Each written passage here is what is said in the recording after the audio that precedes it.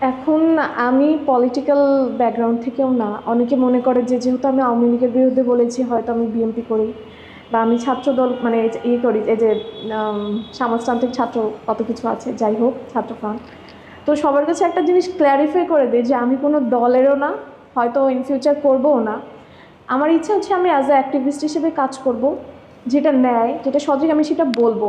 কোনো সরকার যদি ভালো করে আমি সেটাও বলবো, কেউ যদি খারাপ করে আমি সেটাও বলবো।